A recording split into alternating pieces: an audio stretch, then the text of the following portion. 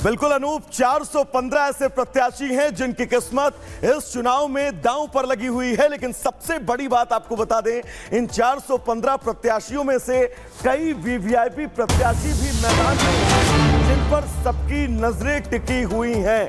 और वो वीवीआईपी नाम कौन कौन से हैं? सज्जाद गनी लोन, खुर्शीद अहमद, देवेंद्र सिंह राणा, मुजफ्फर हुसैन बेग, एजाज अहमद गुरु मैदान में हैं। ये कई वीवीआईपी ऐसे हैं जिनकी किस्मत आज के इस चुनाव में दांव पर लगी हुई है। इनका राजनीतिक सियासी भविष्य क्या होगा, इसकी पटकथा आज इन तमाम विधानसभा क्षेत्रों के मतदाता लिखने वाले हैं।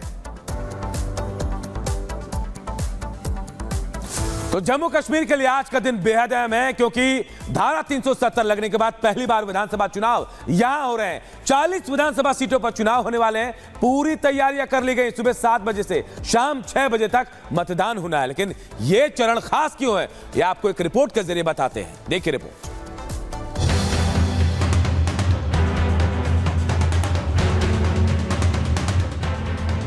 नेताओं के वादों और जीत हार के दामों के बीच जम्मू कश्मीर में आखिरी चरण का रण है। वो रण जिसके लिए सभी दलों के नेताओं ने चुनावी प्रचार में अपनी पूरी ताकत झोंक दी, तो दूसरों की खामियों को गिनाने में भी कोई कोर कसर नहीं छोड़ी। अंतिम चरण की बात करें तो 7 जिलों की 40 विधानसभा सीटों पर वोटिंग होगी। इनमें जम्मू की 24 और कश्मीर की 16 सीटें शामिल हैं। 40 सीटों के लिए 415 प्रत्याशी मैदान में हैं। चुनाव आयोग के मुताबिक तीसरे चरण में करीब 39,18,000 मतदाता शामिल हैं। मतदान की निगरानी के लिए 20,000 से ज्यादा पोल कर्मियों की तैनाती की गई है। बीते 2 चरणों की बात करें तो 18 सितंबर को पहले चरण में 61.38% मतदान हुआ। 26 अक्टूबर को दूसरे चरण में 57.31% मतदान। अब सबकी नजर आज की वोटिंग पर है। वहीं 7 जिलों की 40 सीटों की बात करें तो जम्मू में 11 सीटें, बारामूला की 7 सीट, कुपवाड़ा की 6 विधानसभा सीट, कठुआ की 6 विधानसभा सीट, उधमपुर की 4 सीटें, बांदीपोरा की 3 सीट, सांबा की 3 विधानसभा सीटें शामिल हैं। टेरर फ्री और शांतिपूर्ण मतदान सुनिश्चित करने के लिए सभी चुनावी इलाकों में पर्याप्त सुरक्षा व्यवस्था है। सभी मतदान केंद्रों पर वेबकास्टिंग और वाहनों के लिए जीपीएस की व्यवस्था है। जम्मू कश्मीर का ये चुनाव कई मायनों में खास है, जिसमें सबसे अहम अगस्त 2019 में आर्टिकल 370 को निरस्त किए जाने के बाद पहली बार यहां विधानसभा चुनाव हो रहे हैं। आज का कश्मीर बदल चुका है। युवा विकास की बात कर रहा है तो बुजुर्ग पहले के हालातों को याद कर बदलाव को महसूस कर रहे हैं। इस आखिरी चरण के बाद सबकी नजर 8 अक्टूबर पर होगी, जब चुनावी नतीजे सामने होंगे और तभी ये साफ होगा कि 10 साल बाद हुए चुनाव का सिकंदर आखिर कौन बना। Bureau report, Republic Bharat. तो दर्शकों, तीसरे चरण का मतदान अब से बस कुछ मिनट बाद शुरू होने वाला है। लेकिन सबसे अहम और सबसे खास इस बार बीते 2 चरणों के वोटिंग प्रतिशतता है, क्योंकि अगर इन प्रतिशतों पर नजर डालें तो ये बताने के लिए काफी है कि पहले फेज में 61.38% और दूसरे फेज में 57.31% मतदान हुए हैं। तो यानी कि अब आज के इस चरण में सबकी नजरें टिकी हुई हैं, क्योंकि सबसे ज्यादा सीटें आज ही के इस चरण में जो है उन पर मतदान होना है। 40 सीटें हैं 7 जिलों की जिन पर आज मतदान होना है। इनमें से सबसे ज्यादा जम्मू संभाग की सीटें हैं और यही वजह है कि बीजेपी के कोर वोटर इन तमाम जिलों में मौजूद हैं। और साथ ही आपको यह भी बता दें कि बीजेपी इन लगभग सभी सीटों पर बहुत मजबूत है और विपक्ष के लिए ये सीटें जो हैं वो चुनौती बनने वाले हैं। यानी कि आज वोटिंग प्रतिशतता कितनी होगी, इस पर भी सबकी नजरें टिकी रहेंगी। ये 3 तस्वीरें, पहला फेज, दूसरा फेज और आज तीसरा फेज।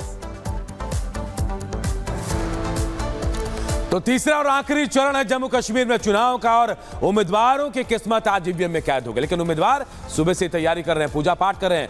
बीजेपी के उम्मीदवार अरविंद गुप्ता क्या कुछ कह रहे हैं, सुनाते हैं आपको। जो फेस है, लास्ट फेस है चुनाव का। और ये चुनाव जम्मू कश्मीर के लिए एक ऐतिहासिक चुनाव है, क्योंकि जम्मू कश्मीर में पहली बार जम्मू का मुख्यमंत्री बनने जा रहा है। क्योंकि जिन लोगों ने 70 साल राज किया, ना तो उन्होंने जम्मू की पहचान बनने दी, ना डोगरों की पहचान बनने दी, ना जम्मू कश्मीर की कहीं पे पहचान बनी। उन्होंने हमेशा जम्मू के साथ भेदभाव किया। तो इसलिए जम्मू के विकास के लिए और जम्मू की प्रगति के लिए जम्मू कश्मीर में जम्मू का मुख्यमंत्री चाहिए, जो जम्मू कश्मीर में जो आज तक भेदभाव होते रहे हैं वो भेदभाव खत्म हो। तो चलिए दर्शकों, आगे बढ़ेंगे और बात गुड मॉर्निंग भारत में दिल्ली से आ रही एक अहम खबर की करेंगे। दरअसल दिल्ली के उत्तम नगर इलाके में खड़ी गाड़ी पर अज्ञात बदमाशों ने जबरदस्त अंधाधुंध फायरिंग की है। ये बड़ी खबर आपको बता दें, दिल्ली के उत्तम नगर से है, जहां पर खड़ी गाड़ी पर अज्ञात बदमाशों ने अंधाधुंध फायरिंग की है। गुरुद्वारे के बाहर दरअसल ये गाड़ी खड़ी थी, जिसके बाद कुछ अज्ञात बदमाश वहां पर पहुंचते हैं और अंधाधुंध फायरिंग उस खड़ी गाड़ी पर झोंक देते हैं। गैंगस्टर गोगीमान के नाम से एक पर्चा भी इस वारदात के स्थल पर छोड़ा गया है। मामले की जांच पुलिस कर रही है कि आखिर इस पूरी वारदात के पीछे कौन और कितने लोग शामिल हैं। और अगली बड़ी खबर राजस्थान से आ रही है। राजस्थान के अजमेर में कॉटन फैक्ट्री में जबरदस्त तरीके से आग लग गई। हालांकि किसी के हताहत होने की खबर नहीं है, लेकिन लाखों का नुकसान हो गया है। तो देखिए, देर रात कॉटन फैक्ट्री में अजमेर में आग लगी और बताया जा रहा है कि हादसे में किसी के हताहत होने की खबर तो नहीं है, लेकिन लाखों रुपए का नुकसान हो गया है। ये बड़ी खबर इस वक्त राजस्थान के अजमेर से आ रही है, जहां पर कॉटन फैक्ट्री में भीषण आग लगी। आग इतनी जबरदस्त कि लाखों का नुकसान हो गया। हालांकि किसी के हताहत होने की कोई खबर अब तक नहीं मिली है। तो चलिए अब आगे बढ़ेंगे, बात करेंगे। दरअसल हिजबुल्लाह और हुती पर लगातार इजरायली हमले जारी हैं। ये हमले रुकने का नाम नहीं ले रहे हैं और इजराइल के पीएम बेंजामिन नेतन्याहू ने सेना को खुली छूट दे दी है। ये बड़ी खबर है। हिजबुल्लाह और हुती पर लगातार इजरायली डिफेंस फोर्स हमलावर है। तमाम ठिकानों को सबसे पहले चिन्हित किया जाता है और फिर हवाई हमले के बाद जिस जगह पर टारगेट सेट किया जाता है वो जगह निस्तानाबूद। और अब पीएम बेंजामिन नेतन्याहू ने इजरायली सेना को, इजरायली डिफेंस फोर्स को ये खुली छूट दे दी है कि हिजबुल्लाह और हुती का नामो निशान मिटा देना है। मिडिल ईस्ट में इजरायली हाथ पर हर जगह पहुंच सकता है, यह संदेश भी नेतन्याहू ने दिया। तो पहले इस्माइल हानिया, उसके बाद अब नसरल्लाह और अब बारी है दूसरे कमांडरों की। इसके बावजूद इजराइल लगातार लेबनान पर और ऐसे आतंकी संगठनों पर हमला कर रहा है। साफ संदेश दे दिया गया है कि किसी को भी जो इजराइल का दुश्मन है उसे बख्शा नहीं जाएगा। इससे जुड़ी एक रिपोर्ट आप सबको दिखाते हैं।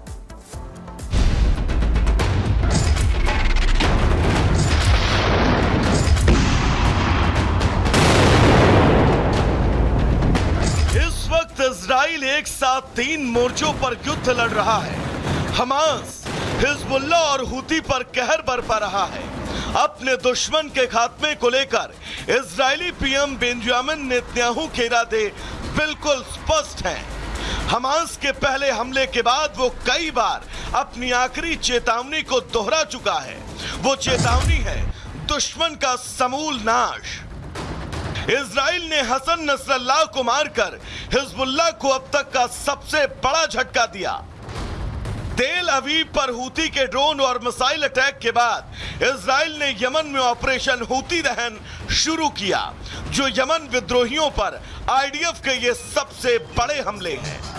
इजराइल के आक्रामक तेवर से साफ है कि वो अब रुकने वाला नहीं है। अब वो अपने दुश्मनों का संपूर्ण विनाश करने के बाद ही रुकेगा। एक तरफ ट्रिपल एच को मिट्टी में मिलाने के इरादे से आगे बढ़ रहा है, तो वहीं इनको समर्थन देने वाले ईरान पर आंखें तरेर रहा है। इजरायली पीएम बेंजामिन नेतन्याहू सीधे शब्दों में ईरान के सुप्रीम लीडर को चेतावनी दे रहे हैं। पहले ईरान और अब मिडिल ईस्ट तक अपनी पहुंच गिना रहे हैं। There is nowhere in the Middle East Israel cannot reach. There is nowhere we will not go to protect our people and protect our country. Netanyahu की बातों से साफ है कि अपने दुश्मन को लेकर उनके इरादे स्पष्ट हैं और अब वो रुकने वाले नहीं हैं। इसीलिए उन्होंने एक वीडियो संदेश भी जारी किया। पहले ईरान के सुप्रीम लीडर अयातुल्लाह खामेनेई को धमकाया, फिर उन्हीं के खिलाफ ईरानी आवाम को भड़काने और बरगलाने की कोशिश की। Every day, you see a regime that subjugates you make fiery speeches about defending Lebanon, defending Gaza. Yet every day, that regime plunges our region deeper into darkness and deeper into war. Every day, their puppets are eliminated. Ask Mohammed Deif. Ask Nasrallah. With every passing moment, the regime is bringing you, the noble Persian people, closer to the abyss. The vast majority of Iranians know their regime doesn't care a whit about them. If it did care, if it cared about you, it would stop wasting billions of dollars on futile wars across the Middle East. It would start improving your lives. Imagine if all the vast money the regime wasted on nuclear weapons and foreign wars were invested in your children's education, in improving your health care, in building your nation's infrastructure, water, sewage, all the other things that you need. Netanyahu यहीं नहीं रुके, उन्होंने बिना नाम लिए Khamenei को तानाशाह करार दिया और उस तानाशाह से ईरान को मुक्ति दिलाने